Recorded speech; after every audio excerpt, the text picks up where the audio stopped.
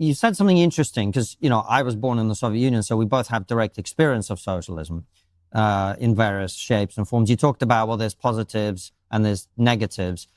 So is there a country that's done socialism the way that you like? I would say that... Now, listen to the answer here. Guys, thank you so much for joining me. This is SotoCast. We're going to do 2 of these little shorts right now, just because I think they're very interesting. And they really illustrate, what an intellectual leftist, like how they process these things and how they kind of rationalize it within their minds. So, he's asking his opinion on where socialism has worked, I guess where communism has worked. It's almost exactly the same thing. And listen to the answer, and we'll talk about it right after. Thank you guys again for joining me. If you can't hit the subscribe button, it really helps me out a lot. Thank you. That I am hypercritical of all forms of governance, including the American one. I think that's not a surprise to you guys, right? And in that same vein, I think like there is critiques to apply to all forms of governance, even socialist ones. Yeah. And as far as like getting closer to what I think has been relatively successful, because if ultimately the point of government is to improve the material conditions of all people. So again, here's where you have to start parsing things out. What is the role of government? So he just said the role of government is to improve life for everybody. Okay.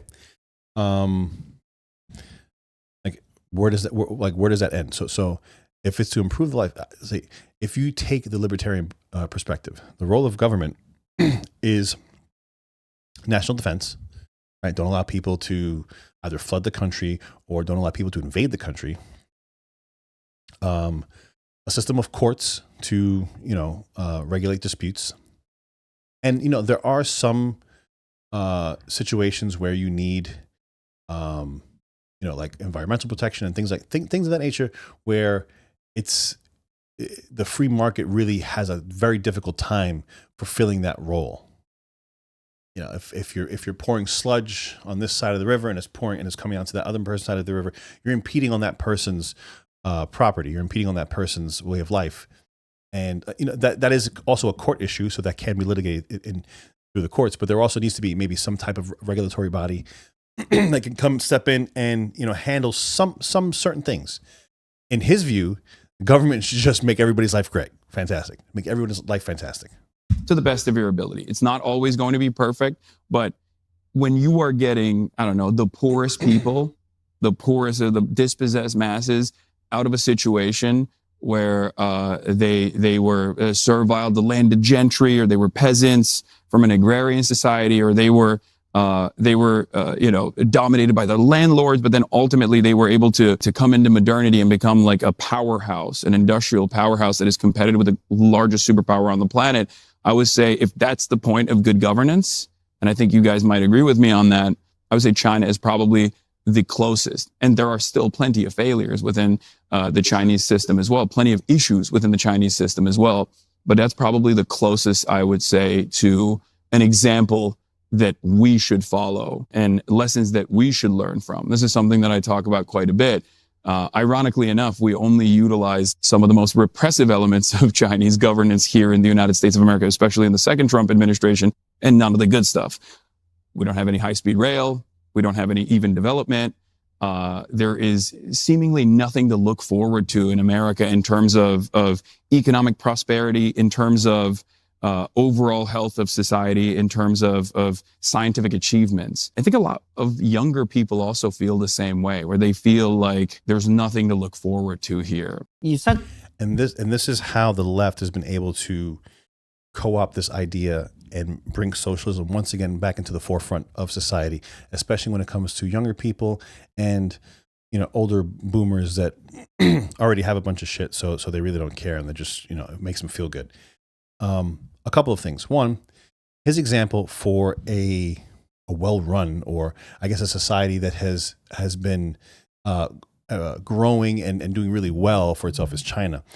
If you were to let's say ask Grok or ChatGPT or any of the other AI models out there, what is the poverty rate in China. And by that, what I mean is, what is the level of income that would classify you as poor in China? So in the United States, I believe, I might be wrong, I think it's somewhere around $30,000 a year, give or take. It's roughly around there, between it's in the thousands. How about that? It's between 50 and 30. You know what? Let's look it up right now. What is the poverty rate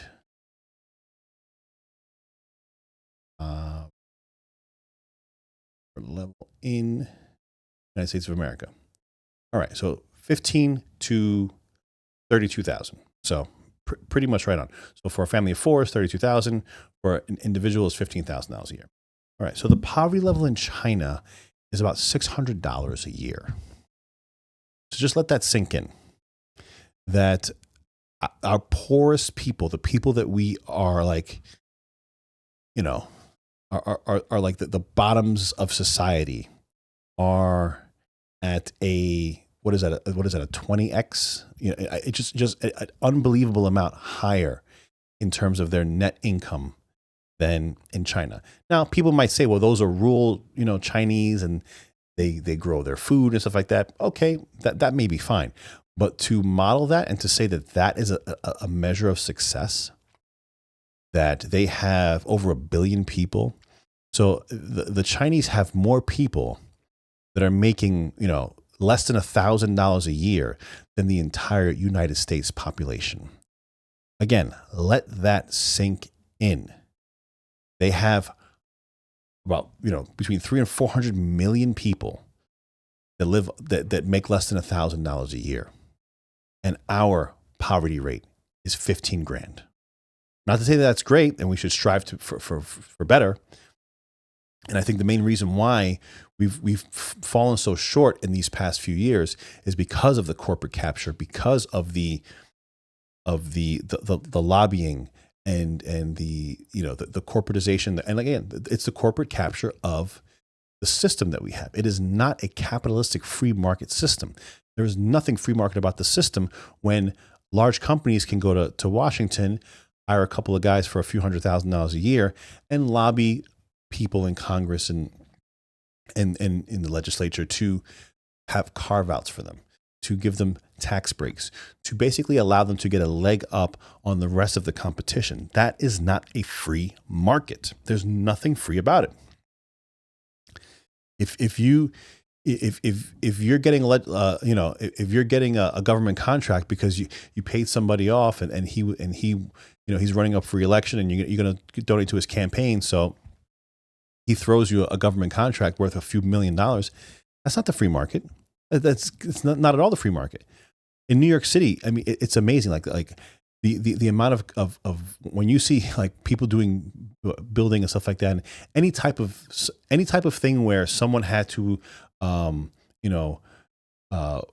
get a contract, bid for a contract. Most of the time, they don't go to the lowest bidder. Most of the time, they're going to somebody that is already has an in, right? Somebody that knows somebody that owes, someone owes this person something, and they're getting that contract. That has nothing to do with the free market. And for him to sit there and just to opine and say that China is somehow a model that we should follow, I would just, I haven't watched this one in its entirety, and normally I do. This one just caught me like off by surprise. There's another one I want to take a look at real quick. I don't believe that anyone is coming into the United States of America or the UK, as a matter of fact, because they want to bring about a Salafist-style Islamic caliphate in London. I know you won't agree with me on this. It's not about whether I agree. It's about whether the facts agree with you. I don't think that's the case. Hold on. I think ultimately, let me just give you some facts then. If that, we have a terrorist attack on a monthly basis by an Islamist, effectively. We just had 2 in the space of the last month as we're recording this. 33%, I think, of British Muslims want Sharia law in Britain. Like, according to polls, more than half want to ban. I haven't seen these polls. Well, we can put them in for people to see. More than half want to ban homosexuality. So when you say people aren't coming in to introduce an Islamist stuff, well, some of them want to if they're in a position to do so. We have 5 MPs who are effectively elected on a sectarian ticket, like as in we are Muslims, vote for us because you're a Muslim. Who would you say those MPs are? The 5 independent MPs, they're called the Gaza MPs or whatever way you want to call them. Right? Are you talking about like Zara Sultana? I don't know if she's one of them. I think one of them is called Adnan Hussein. There's 5 of them. We can look them up. We can put them in for people to see. Right. So I think it should be said that the overwhelming majority of British Muslims don't want Sharia law. But if 33% of them do, you can see why a lot of people who don't want Sharia law might be concerned about that, right? Sure. I don't know what I haven't seen these polls, and I also don't know what British Muslims or the 33% that are saying they want Sharia law, like what they're talking about. The counterexample always is, I mean, there's plenty of right-wing forces in the country that also want to ban homosexuality or trans people in general, right? No, like no one wants to ban trans people in Britain. No. You see, and this is where he falls short. He doesn't realize the amount of how Britain has fallen into a liberal dystopia. I mean, if he were to say that in the Americas, in the United States, that he definitely would have a point, and that's just because we're trying not to deal with the shit anymore. Like we've been pushed far enough where, yeah, I mean, when it comes to we want people to assimilate. And number one, we want people to assimilate, and 2, we think people should have the right to choose who they associate with and who they want in their groups. And if I don't care if my neighbor is gay or whatever, but if you should have the right to not to have to associate with people that you don't want to. I don't have an issue with that. I wouldn't particularly do that, but who cares? Who cares what I would do? You shouldn't. Neither should my neighbor. And that's the point that he's missing here, is that in Europe, in England, they are extremely, I mean, their woke is woke. Their liberal is liberal. There is probably not a single person on a conservative ticket in Europe that would say that anything against homosexuality. I mean, the trans issue is that's kind of faded. It's more so. The only people that are really railing against anything are the stuff that's happening with children. Other than that, people don't really give a shit. But it just goes to show, his method of thinking, his mindset is, he just thinks that, that the right is just totally anti all of these things when they're absolutely not. Okay. Well, that's not what I have seen so far, but maybe I'm wrong on this. What do you mean? But I feel like there's a lot of this is a point of contention for you guys as well. But it's like, when you want to ban trans people altogether, when you want to remove access to medication for trans people to transition and conform their own gender identity, you don't start off by saying we want to altogether ban trans people. You start off by trying to find the most successful approach that the broadest majority of the masses would be in tune with, would be in agreement with, and then you slowly but surely expand on it. Is that really what you do? I just don't know how many people are trying to ban trans people. I don't think that's a thing.